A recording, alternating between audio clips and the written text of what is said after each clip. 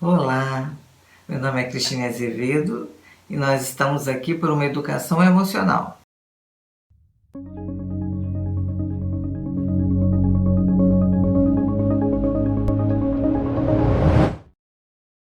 A gente sabe que o mundo tem caminhado, mas sem um olhar emocional. E nós temos na nossa estrutura referências de toda uma impressão que tivemos desde a nossa infância. Então a nossa vida ela é totalmente resultado da maneira como a gente se sentiu e gravou, da maneira como a gente percebeu algo. Na PNL existe um pressuposto que fala toda pessoa tem um mapa e o mapa não é o território. O que isso quer dizer? Quer dizer que eu não lido com a realidade, eu lido com a representação que eu tenho dessa realidade, com a maneira como eu percebi, a maneira como isso foi registrado em todo o meu sistema, né? E isso é muito importante para a gente, principalmente na escola. Por quê? Foi feita uma pesquisa na Universidade de Boston, muito interessante. Eu trouxe alguma coisa para poder conversar com vocês. Nessa pesquisa mostra como nós naturalmente distorcemos as coisas a partir desse mapa que nós registramos lá atrás. Por isso nós dizemos que eu não lido com uma situação, eu lido com a representação, eu lido com a maneira como eu percebo isso, como eu classifiquei isso, e eu vou mostrar para vocês como. Então, nessa pesquisa, o que eles fizeram? Eles convidaram um grupo de pessoas para observarem fotografias. Essas pessoas deveriam olhar algumas fotografias e depois eles continuariam essa investigação, digamos assim, né? Então, eles foram convidados a prestar atenção nessas fotografias. Em uma das fotografias, havia um aluno caído na sala de aula. Em outra fotografia, aparecia uma mão pegando laranjas espalhadas pelo chão. E numa terceira fotografia, havia uma mulher que estava pegando compras no chão de supermercado. Então, essas foram as três imagens. De 15 minutos a 48 horas depois, esses voluntários que participaram da pesquisa olharam várias fotos. E aí eles decidiram, a partir dessa análise, foto por foto, quais foram aquelas que eles tinham visto antes. Muitos afirmaram terem visto um aluno desleixado, com a cadeira para trás, empurrando a cadeira para trás. E uma outra afirmaram ver uma foto de um rapaz estendendo a mão para pegar uma laranja lá embaixo da pilha. E outra, uma foto de um saco de supermercado rasgando com as compras caindo. Só que essas fotos escolhidas e vistas não foram mostradas. As fotos mostradas foram outras.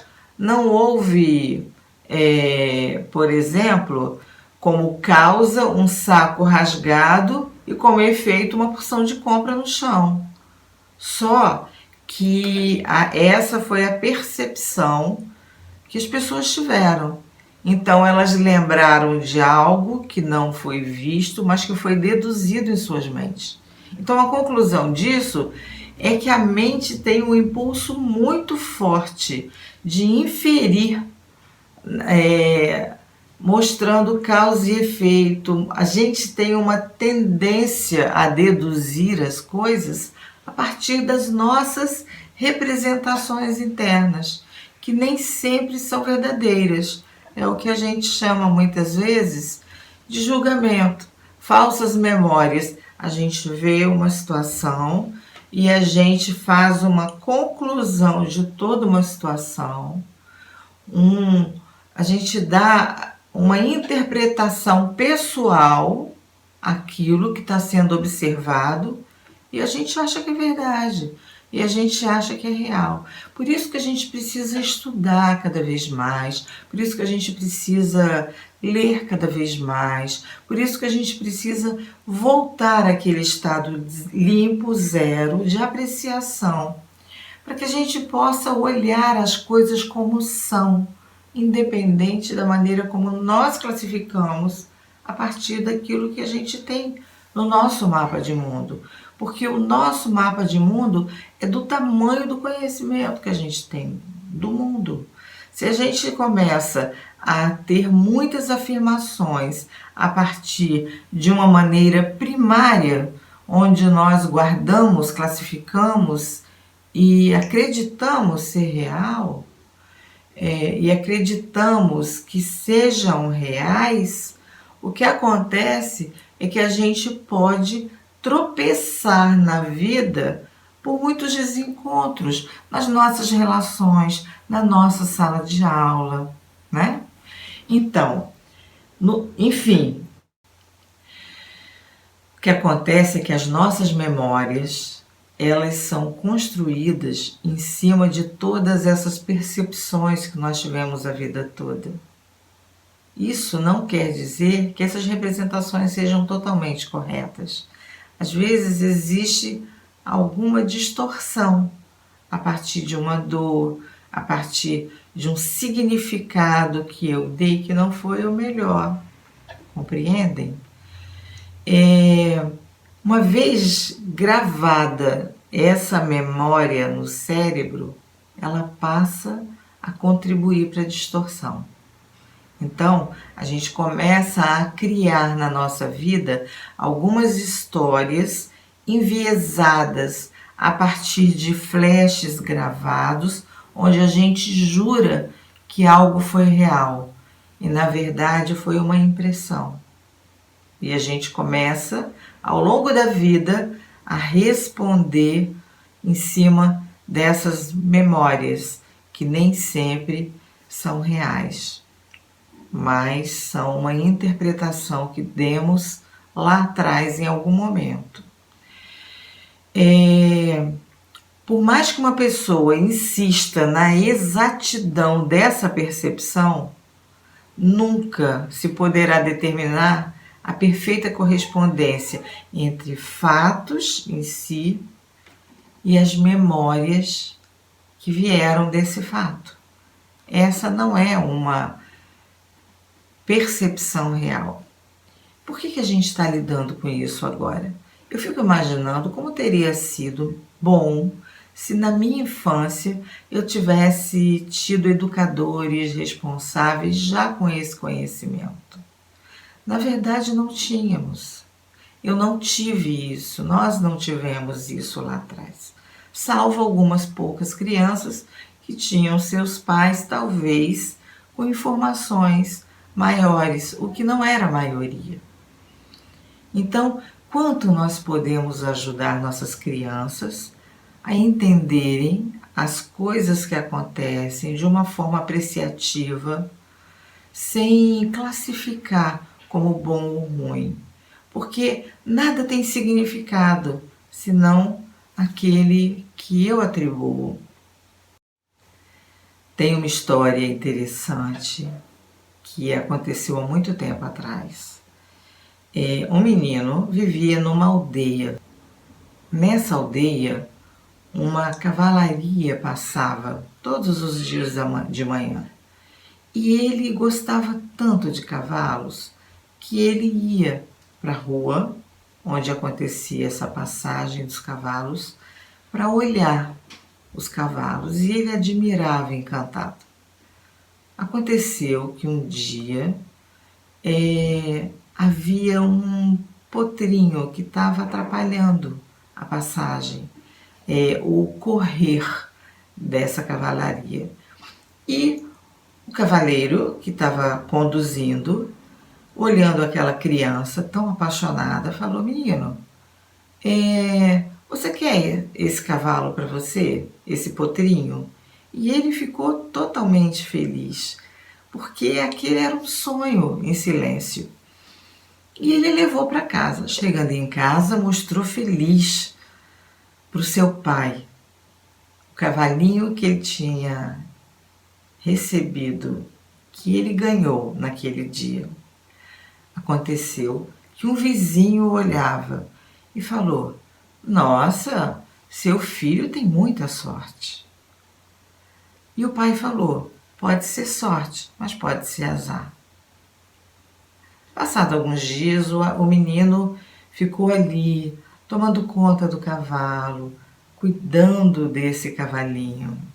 Ele foi crescendo e um dia ele sumiu.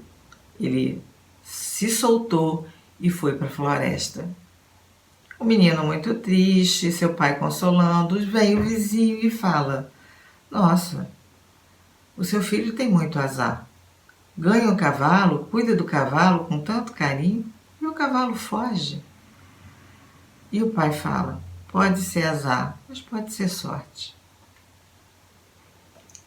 Passado algumas semanas, o cavalo retorna e com ele vários cavalos selvagens. O menino se surpreende ao ver aquilo. Vai correndo falar para o pai. E o vizinho vem e fala: nossa, seu filho tem muita sorte. O cavalo foge e, no entanto, volta com vários outros cavalos selvagens. E o pai fala: pode ser sorte, mas pode ser azar. O menino começa a cuidar desses, já um rapaz, começa a cuidar desses cavalos. E à medida que vai treinando, o que acontece é que ele, ao tentar montar no cavalo, ele cai do cavalo e ele quebra a perna. E aí vem o vizinho e fala: seu filho tem muito azar. Vai montar no cavalo e quebra a perna e está na cama. E o pai fala: pode ser azar, mas pode ser sorte. Dias se passaram, o menino na cama, e toda a aldeia é convocada para uma guerra. Todos os jovens precisam ir para a guerra, mas o menino estava acamado, porque estava com o pé quebrado. E o vizinho vem e fala: nossa, seu filho tem muita sorte. Tá aí, na cama, com o pé quebrado, e por isso se livrou da guerra. E o pai fala: pode ser sorte, mas pode ser azar. O que eu quero dizer com isso? Nada tem significado a não ser aquele que eu atribuo. E tudo depende de uma sequência no tempo. Algumas impressões que eu tive lá atrás na minha infância, algumas coisas que eu achei que não foram boas, pode hoje me prevenir de outras coisas. Algumas situações que aparentemente são classificadas como ruins, elas podem ser boas. Nada tem. A alegria, a tristeza, o medo, a raiva, todas essas coisas, elas não podem ser classificadas como boas ou ruins. Talvez como agradáveis e desagradáveis. Porque, na verdade, tudo aquilo que me acontece tem um porquê, tem um sentido. Tudo aquilo que me acontece traz para mim uma lição. A maneira como eu uso isso vai definir as coisas. Mas essa forma como eu defino não é uma classificação definitiva.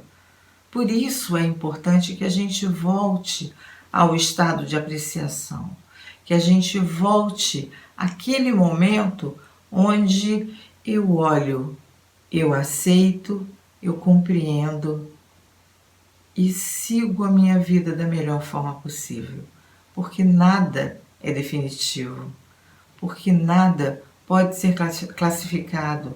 As nossas impressões foram muito boas, foram importantes, mas elas podem ser memórias falsas. Elas podem ter novos significados e a minha vida pode seguir com aprendizagem, com crescimento, dia após dia. Então, toda pessoa tem um mapa, mas o mapa não é o território. Eu não lido com o outro, mas com aquela representação que eu tenho dele. Se você gostou, se foi importante para você, curta e compartilhe. Mande para alguém que você possa entender que vai, de alguma forma, melhorar a qualidade da sua vida, a maneira como representa e significa as coisas.